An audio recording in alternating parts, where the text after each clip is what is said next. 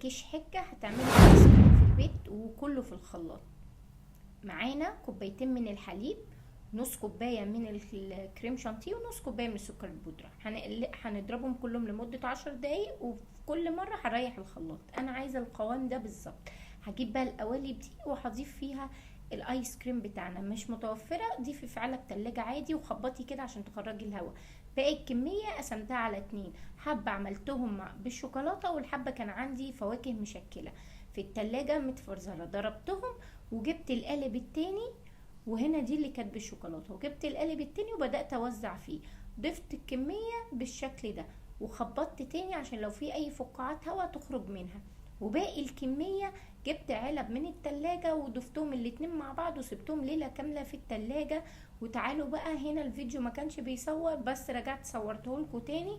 عملت ايه؟ شوكولاته سايحه على بخار ميه بالحليب، ومعاه معلقتين من الزيت. نزلت بالايس كريم فيها كده. مجرد ما بتنزل في الشوكليت بتقفش على طول على الايس كريم وبتتجمد.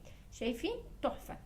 العلبه بقى اللي احنا عملناها، جبت بولة الايس كريم نزلتها في ميه وحطيتها كده في بولات، وضفت عليها كمان قله شوكليت. هنا قلت لكم انا كنت معتقده ان الفيديو بيصور بس ما كانش بيصور، بس هو الفيديو شارح نفسه، مش محتاج كلام كتير. ودي الكميه اللي ما كانتش بتتصور وانا كنت فاكراها بتتصور.